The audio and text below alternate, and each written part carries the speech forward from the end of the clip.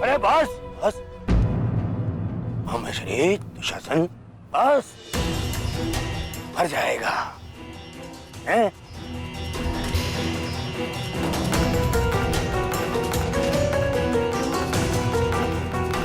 क्यों? इस बात की प्रतीक्षा है? इतना पर्याप्त नहीं? चल एक मांग मुझसे, मैं तुझे मृत्यु दूंगा भीख में। आजा, मांग भीख। बड़ों के समक्ष हाथ भीख के लिए नहीं, आशीर्वाद के लिए बढ़ाते हैं काका श्री।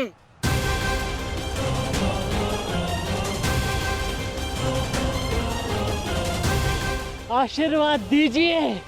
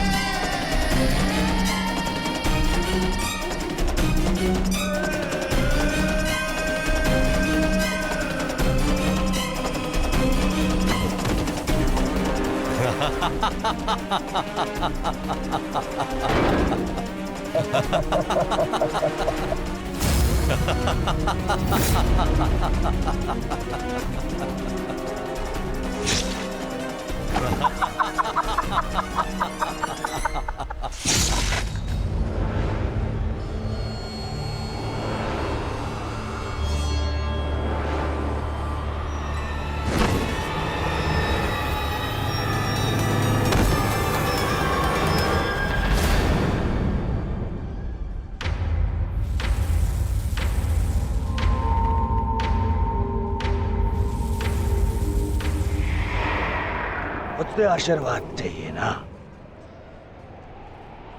तो ठीक है।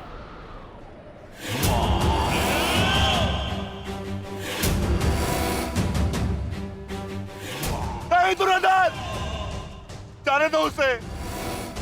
ऐसा मत करो दुर्योधन, ऐसा मत करो।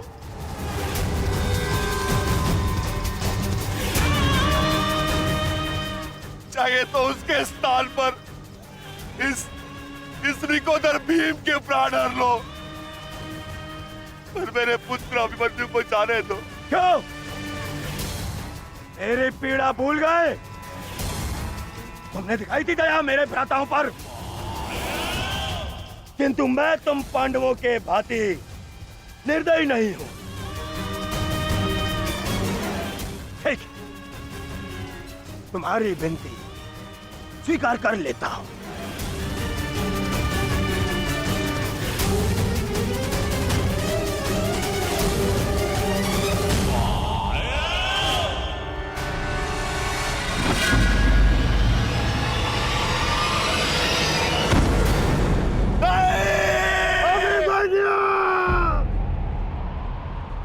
आओ आओ मुझसे भीख मांगो।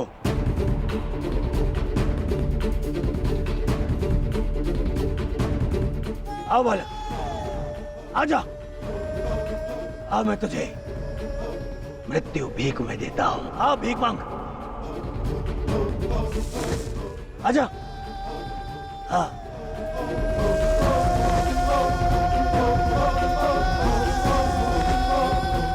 मैं तुझे मुक्त कर दूंगा। मांग मांग मुझसे भीख मांग।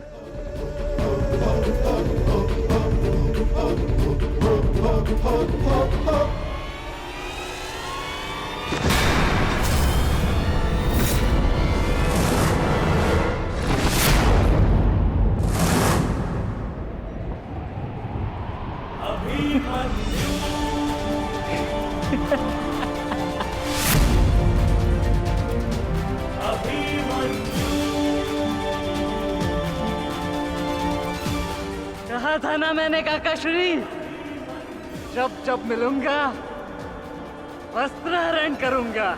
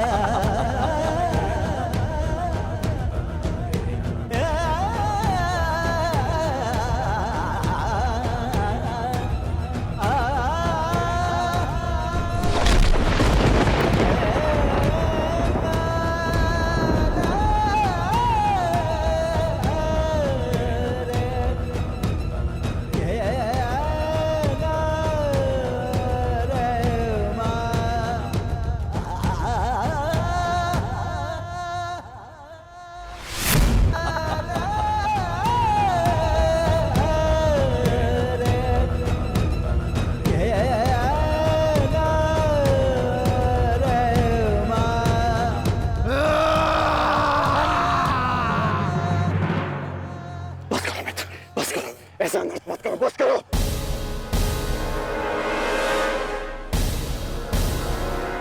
हे मित्र, देखो अभी सूर्यास्त होना शेष है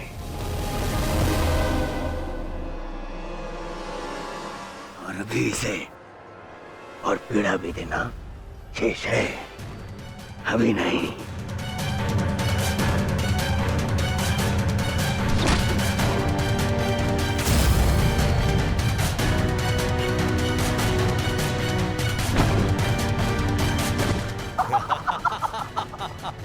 मारो इसे जब तक इसके मुंह से चीख ना निकले।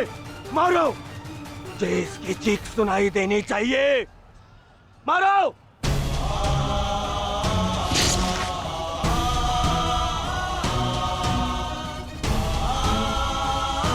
अभिमन्यु।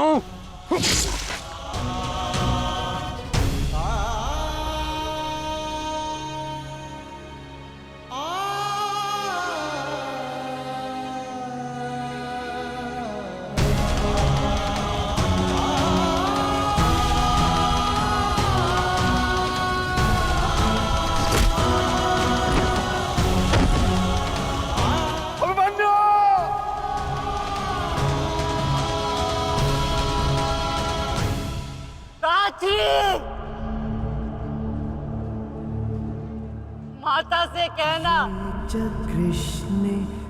उनके अपमान का प्रतिकार अंत तक लिया उनके पुत्र ने।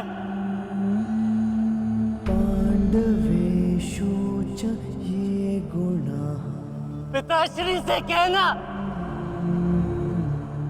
कि मैंने शत्रु को उनकी कमी अनुभव नहीं होने दी।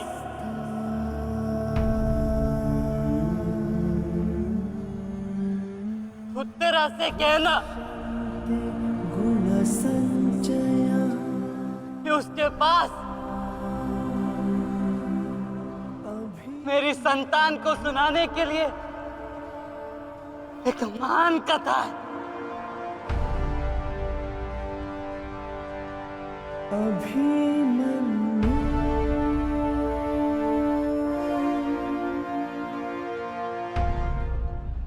उत्तरा, क्या हुआ पुत्री? पता नहीं माता, मैंने आपको कहा था ना, आज सुबह से ही मन बहुत विचलित हो रहा है। मैं पुत्री, अरे कोई वैद्य को बुलाओ। आओ, इस तरह।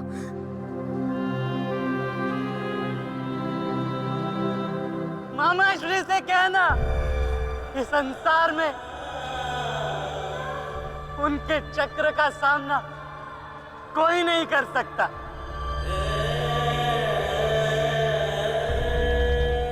परंतु मैंने, उनके भांजे ने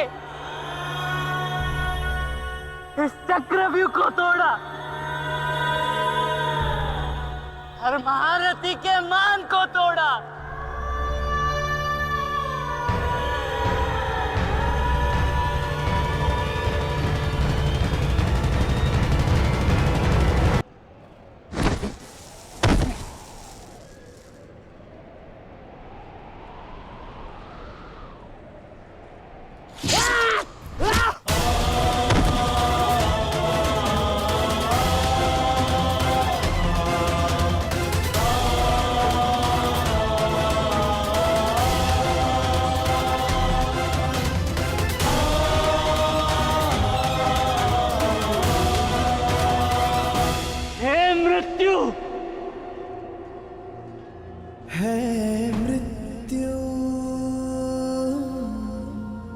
तैयार यदि तू आने को,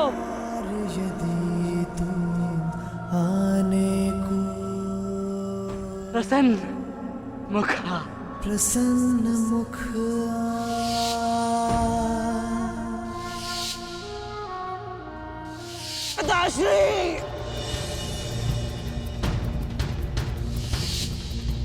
द्वार खुला है तेरा स्वागत, वीर खड़ा द्वारे अभयागत।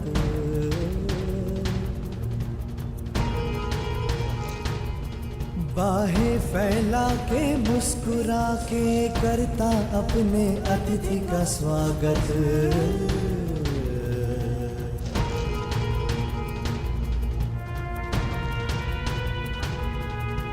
चिरनिद्रा का देके भरतू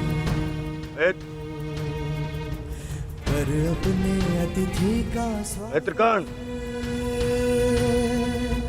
कर अपने अतिथि का स्वागत।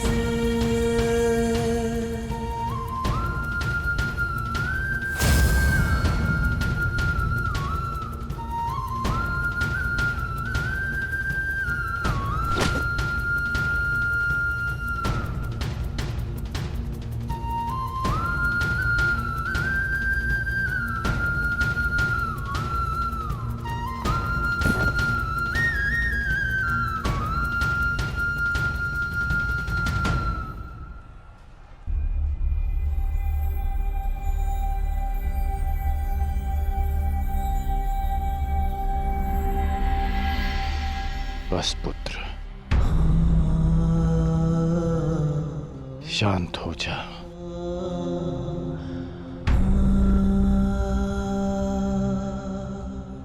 विश्व के सर्वश्रेष्ठ योद्धा की पदवी ना मुझे मिलेगी और ना ही अर्जुन को। वो सम्मान तुमने हमसे छीन लिया पुत्र।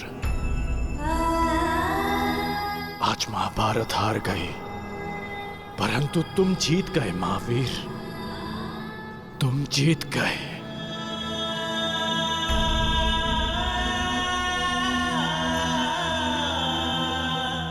मुझे गर्व है कि मुझे तुम जैसे शूरवीर योद्धा के साथ द्वंद्व करने का अवसर मिला। समय आ गया है,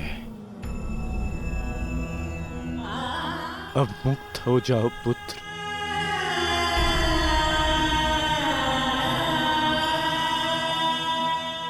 द्वार खुला है, तेरा स्वागत। प्रसन्न मुख आ।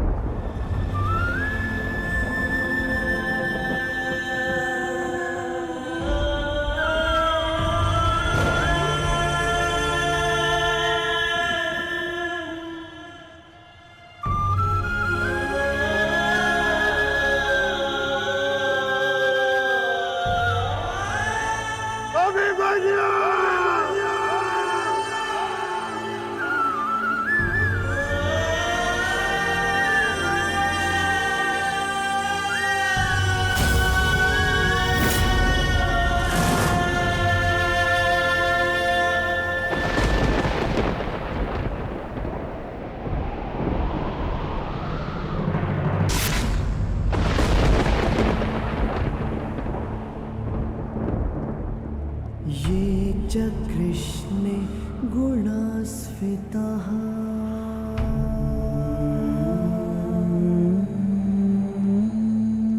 पाण्डवेषु च ये गुणाः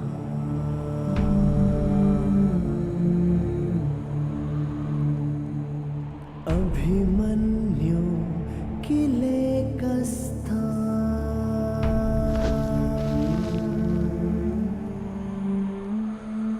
दृश्यन्ते गुणसञ्चयः।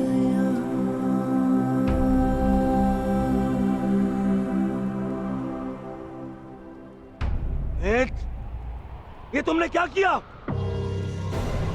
मैंने कहा था मुझे इसकी चीखें सुनाई देनी चाहिए। इसके प्राण अभी नहीं लेने हैं, सूर्यास्त नहीं हुआ है। सूर्यास्त हो चुका है।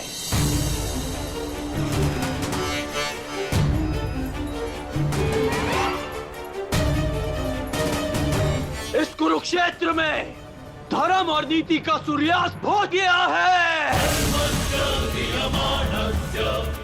इस सूर्यास्त के पश्चात आकाश का रंग काला नहीं, रक्त सा लाल होगा।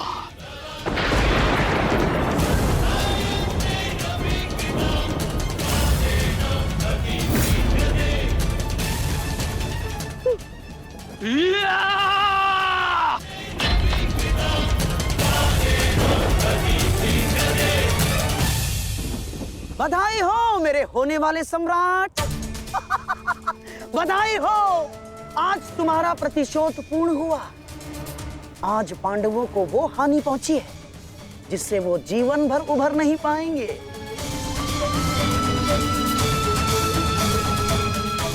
मामा श्री,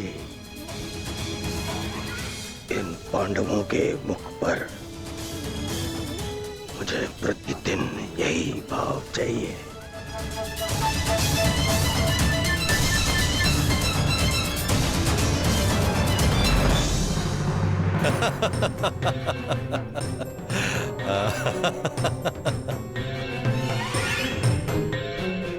मंतव्य पूर्ण हुआ, अब शीघ्रता से गंतव्य की तरफ चलो।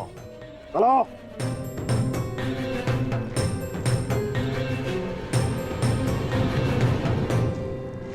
अभिमन्यु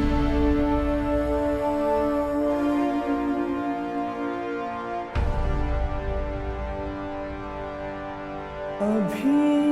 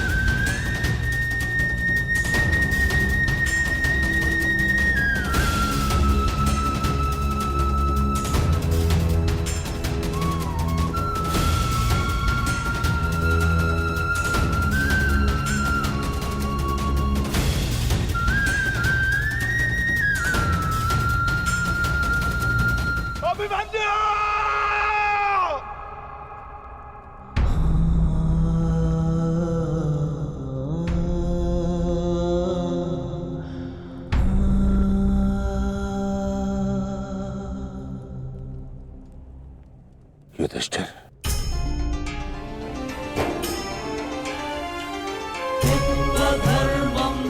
ये मुझसे बहुत बड़ा पाप हो जिसके लिए मैं क्षमा भी नहीं मांग सकता।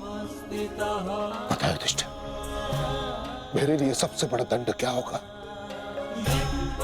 जो मैं अपने प्रिय शिष्य से कभी दृष्टि न मिला पाऊंगा, वो शिष्य जो मेरे लिए सबसे अधिक प्रिय है, अर्जुन।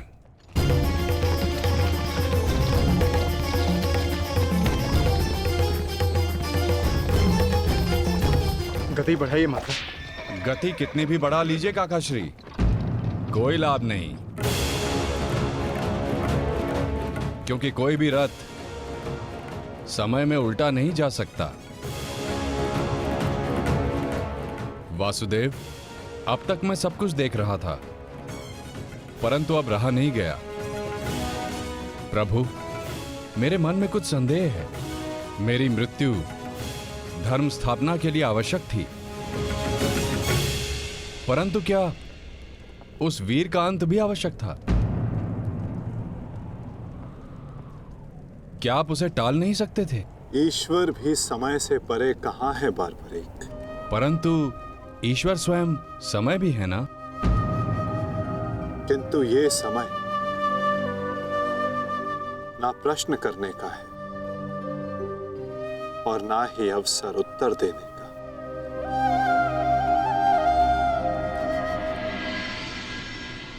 सूर्यास्त हो जाए तो भी विलाप नहीं किया जाता, उसकी आरती की जाती है।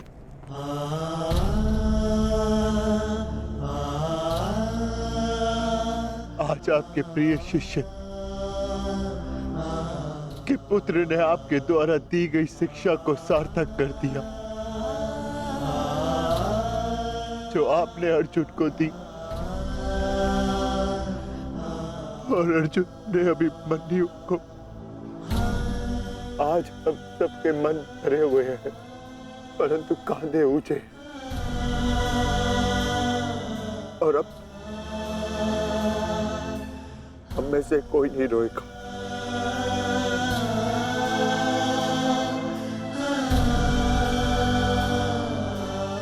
क्योंकि अभिमन्यु की यही अंतिम इच्छा थी।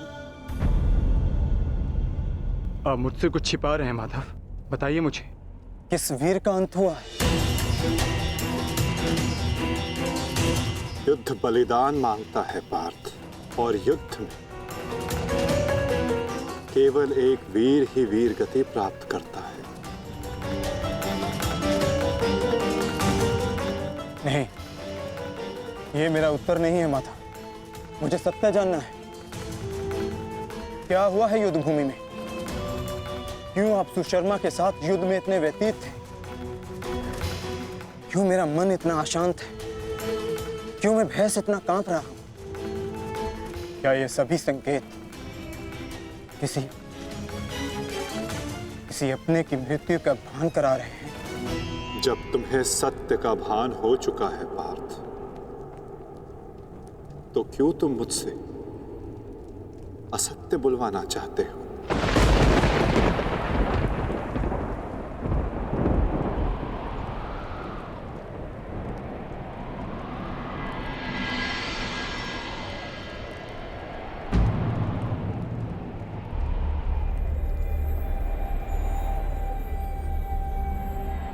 अभिमन्यु,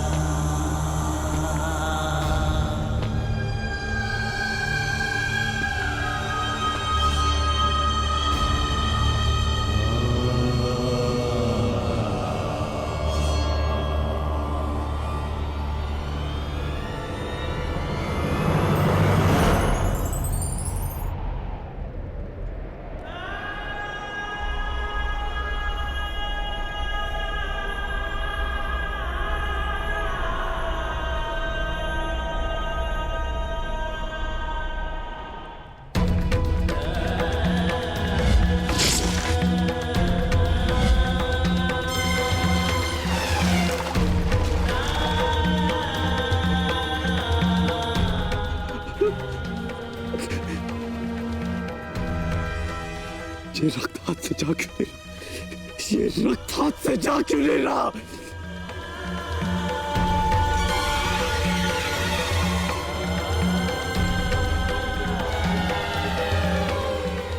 ये रक्त मेरे हाथ से नहीं जा रहा।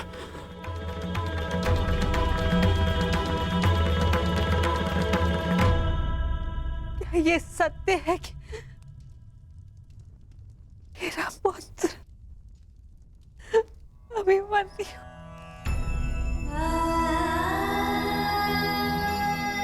कर्ण, क्या ये सत्य है?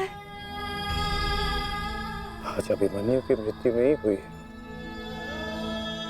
आज धर्म और करुणा की मृत्यु हुई है। नीति और चेतना ने मौन साधा है। आज इतिहास से ना अभिमन्यु की शौर्य गाथा कभी लुप्त होगी और ना ही कौरवों के माथे से इस पाप का कलंक जाएगा। अभिमन्यु का मृत्यु बाण हम सबके चरित्र को छलनी कर चुका है।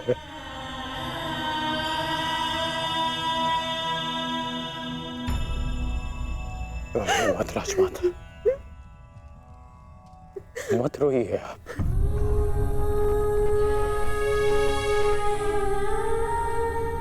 आपके अभिमन्यु के अंतिम समय में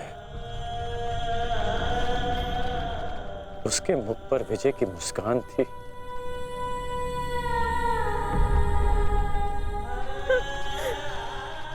मेरी आपसे विनती है, मेरी एक विनती स्वीकार लीजिए। आज आप राजमाता नहीं, अपने पुत्रों की माता होने का धर्म निभाइए।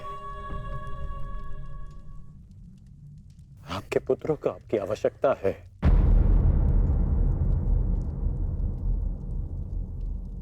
आप पांडवों का विलाप रोकिए और मैं अपने पाप का पश्चाताप करूंगा।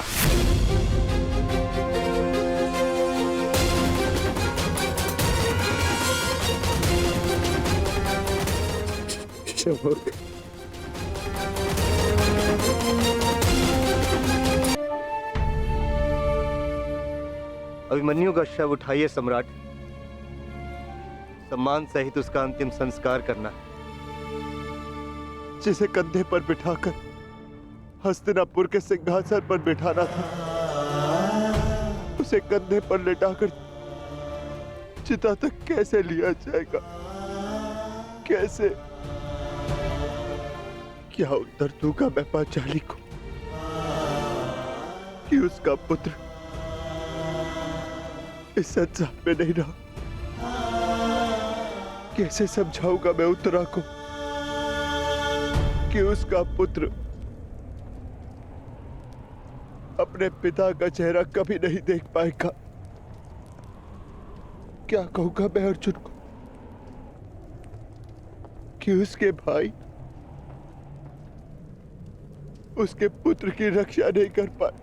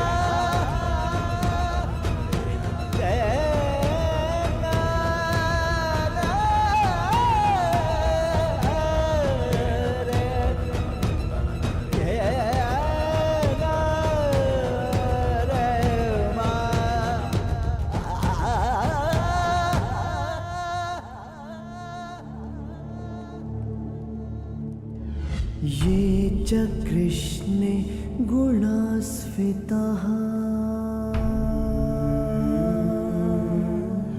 मैं आपको विश्वास दिलाता हूँ पिताश्री कि युद्ध भूमि में आपकी कमी शत्रु को अनुभव नहीं होगी। जब आप सुशर्मा का नाश करेंगे तो आपके पुत्र के शौर्य की कीर्ति आपका स्वागत करेगी।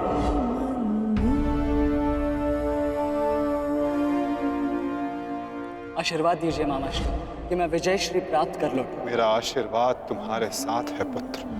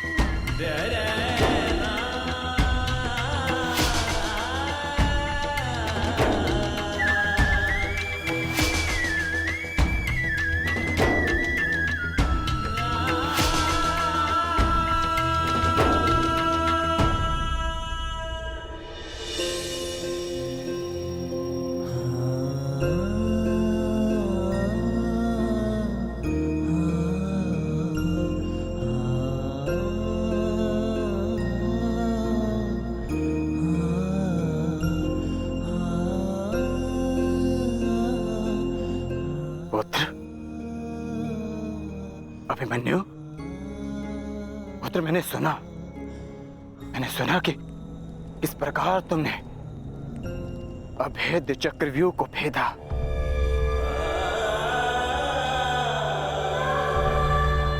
मैंने सुना कि किस प्रकार तुमने दुर्योधन के अहंकार को भेदा।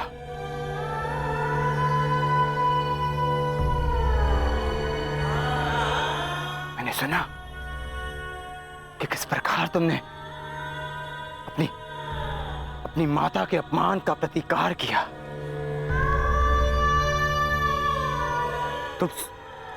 तुम सुन रहे हो? मैंने सुना। मैंने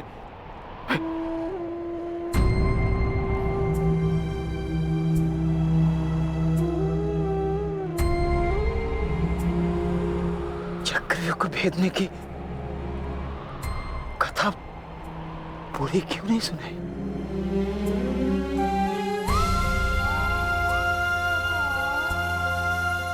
अगर आज आज सुनाई होती ना तो मेरा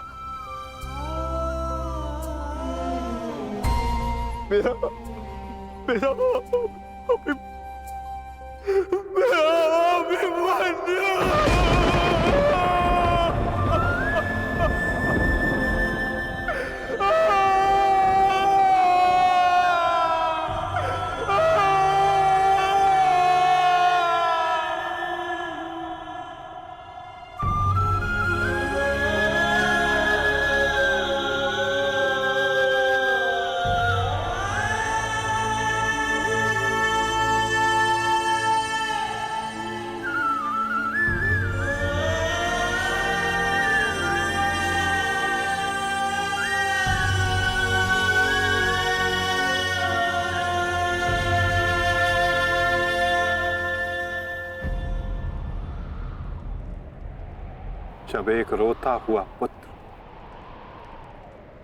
अपने पिता के समक्ष एक योद्धा बनकर प्रस्तुत होता है तो उसके पिता के लिए बड़े गर्व की बात होती है बात।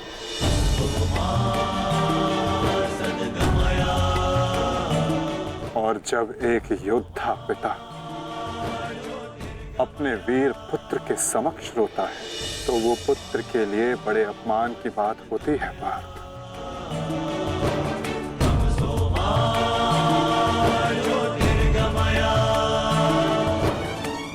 और मेरे भांजे अभिमन्यु का अपमान मत करो बात। आज अभिमन्यु जो बन गया है वो कोई योद्धा नहीं बन पाता।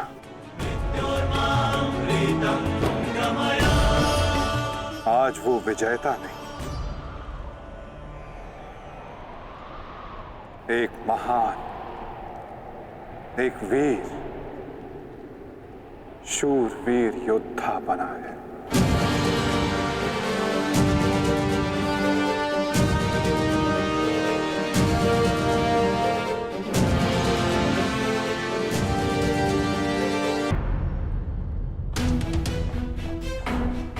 इतना विलंब क्यों किया तुमने आने में?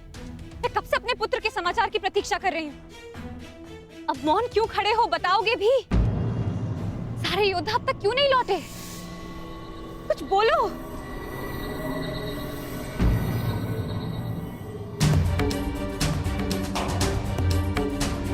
माताश्री,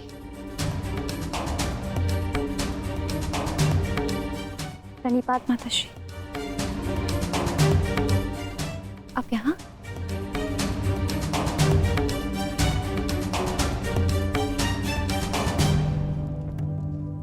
देखिए माता, सारे योद्धा लौट आए और आर्य भी लौट आए।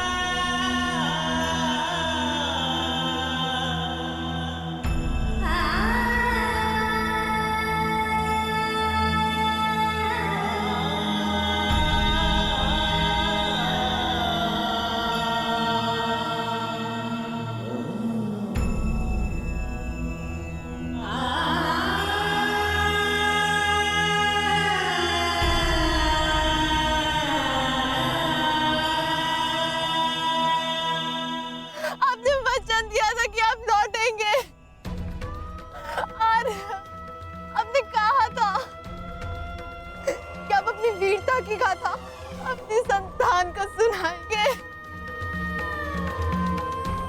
योद्धा कभी अपना वचन नहीं तोड़ते। हम अभिमन्यु को तो नहीं ला पाए उत्तरा, परंतु उसकी ओर से एक संदेश लाए हैं। उत्तरा से कहना कि उसके पास मेरी संतान को सुनाने के लिए एक महान कथा है।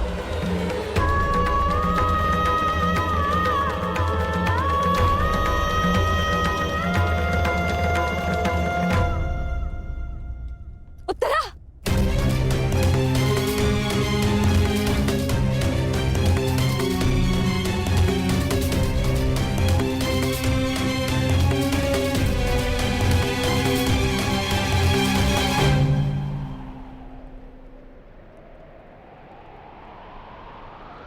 शूरवीर का स्वागत आंसुओं से नहीं, अभिषेक से किया जाता है।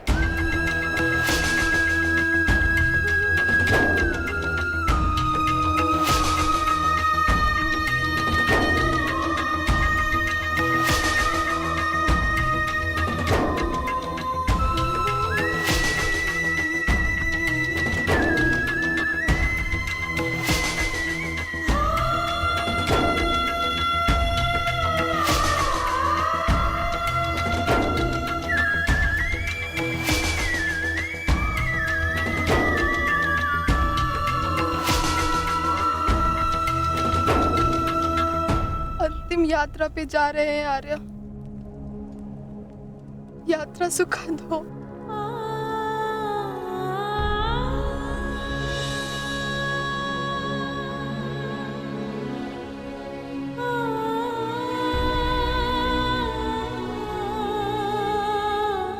मेरी शुभकामनाएं हैं कि उस लोक में आपकी कीर्ति अक्षत हो।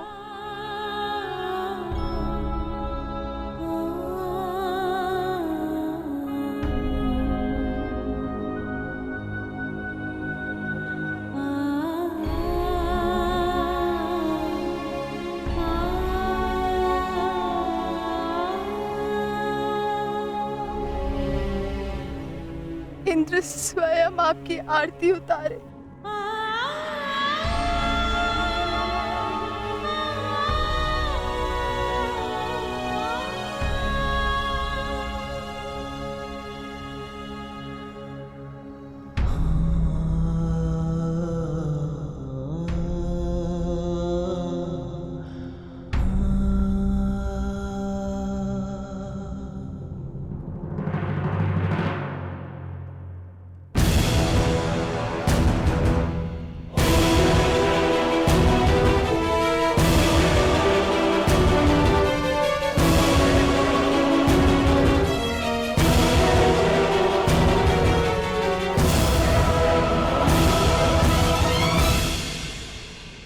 क्यों आए हो यहाँ? हमारे पुत्र की मृत्यु का उत्सव मनाने? नहीं,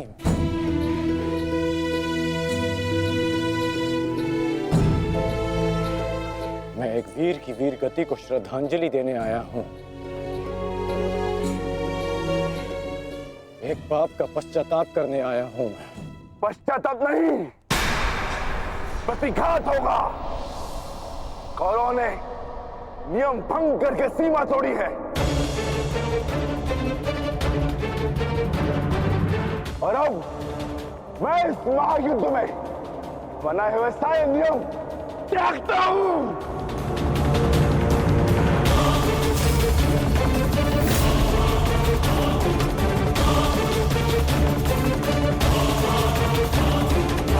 ठहरो भीम।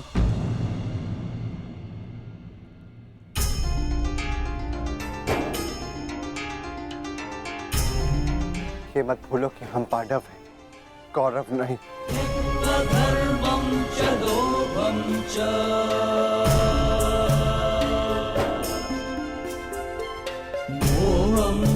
धन्यवाद अंगराज कि आपने हमारे पुत्र को पीड़ा से मुक्त किया, परंतु अब हमें सहानुभूति की आवश्यकता नहीं। मैं यहाँ सहानुभूति देने नहीं आया हूँ, मैं यहाँ एक महान पुण्य की अनुभूति लेने आया हूँ।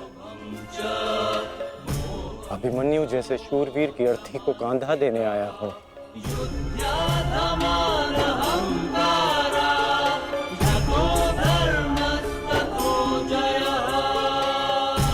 इस पुण्य से मुझे विरक्त मत कीजिए धर्मराज। ये युद्ध है युधिष्ठिर,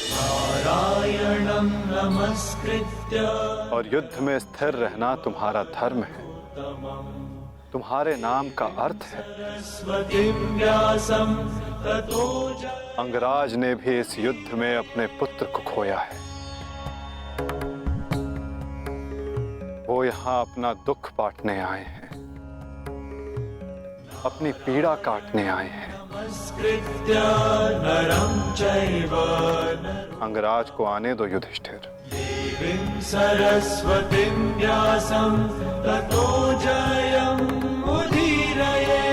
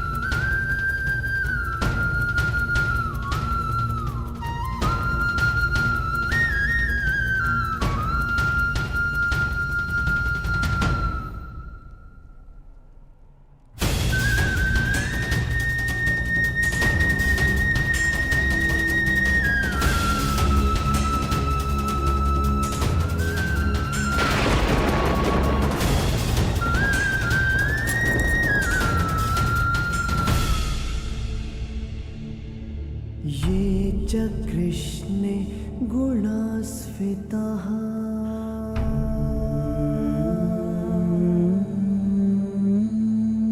पाण्डवेषु च ये गुणाः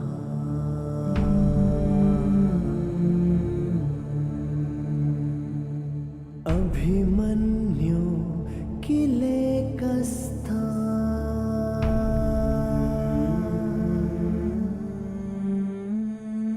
दृश्यन्ते गुणसञ्चया।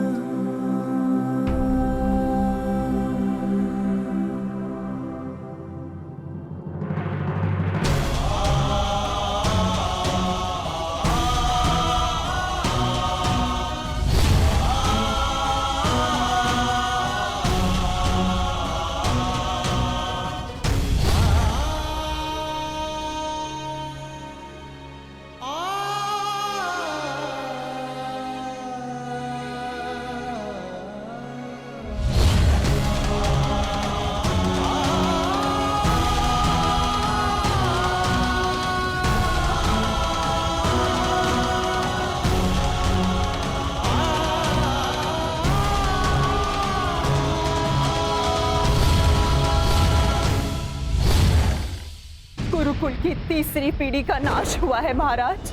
ये ठीक नहीं किया दुर्योधन ने।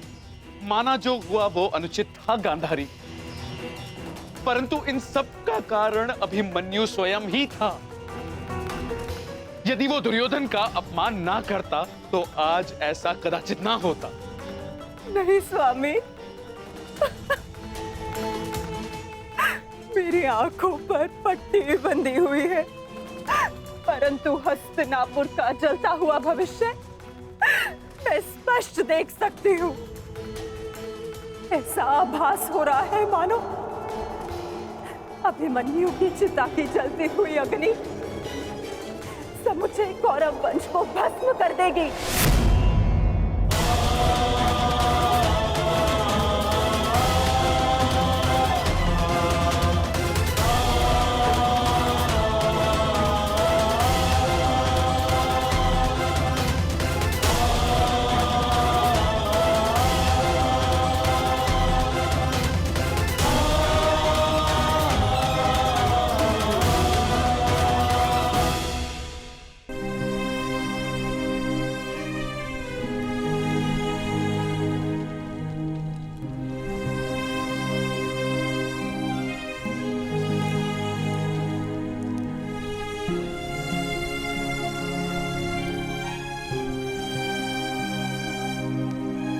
पार्थ, अंतिम विधि आरंभ करो।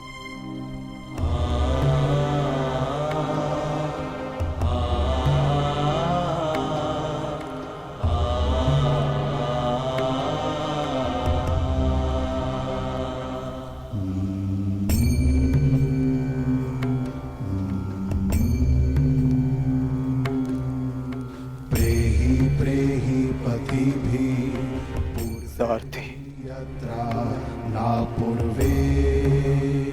कैसे लड़ा था मेरा पुत्र? उत्तर दो। ऐसे जैसे अंधकार से सूर्य लड़ता है और पूर्ण रूप से उनका अंत कर देता है। एक अद्भुत तेज था आपके वीर पुत्र में, और उनका सारथी होना मेरे लिए गर्व की बात है।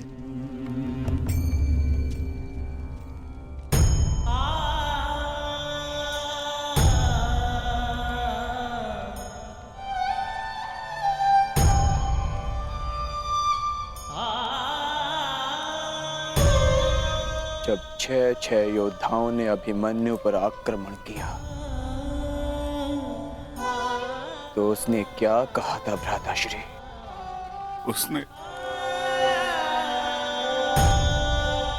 उसने कहा कि महान धनुर्धर अर्जुन के पुत्र और महानतम योद्धा वासुदेव कृष्ण के भांजे का स्वागत ऐसा ही होना चाहिए।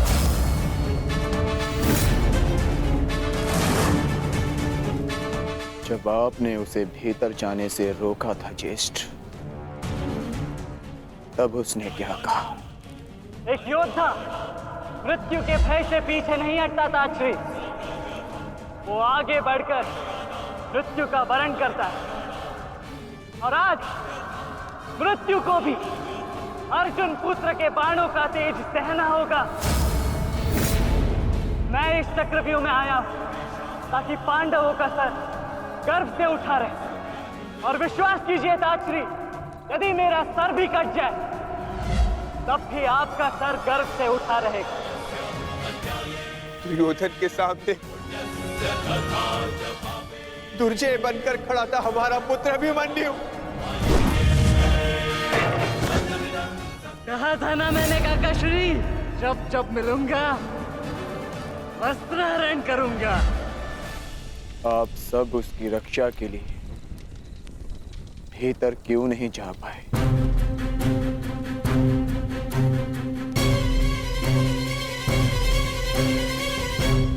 जयद्रथ के कारण,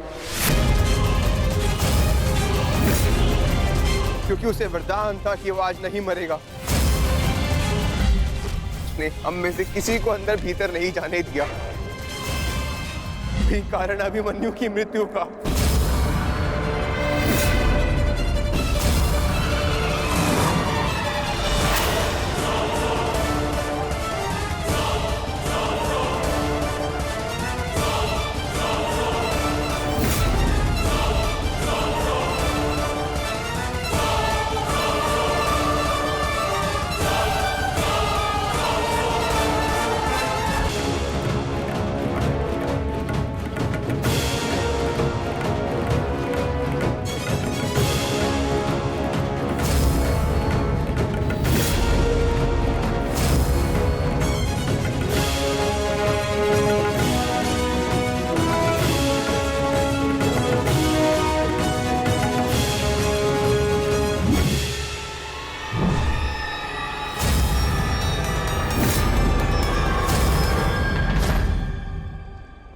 आज ये चिता नहीं जलेगी।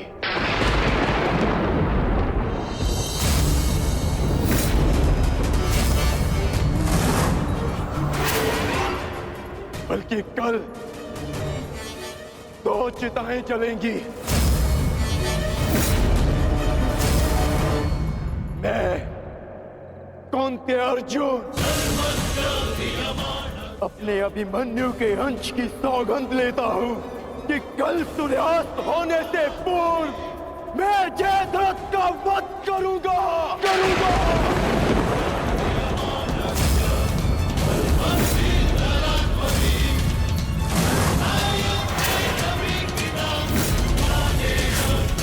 थी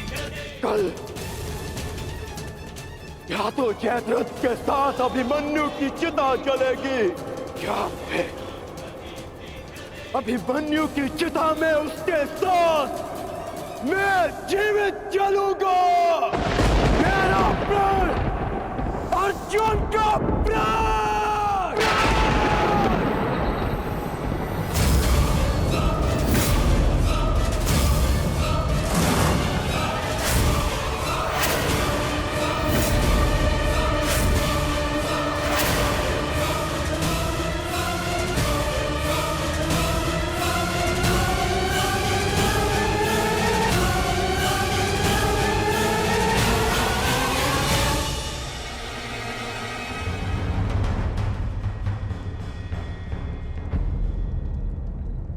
युद्ध की रणनीति किसी को बताई नहीं जाती अंगराज,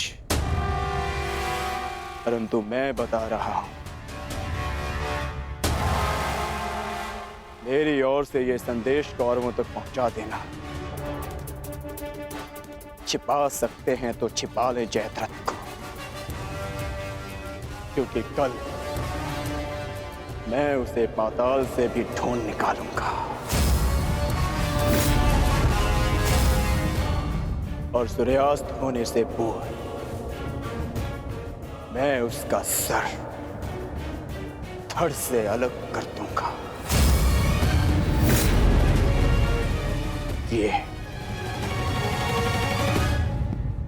अर्जुन का प्रण है।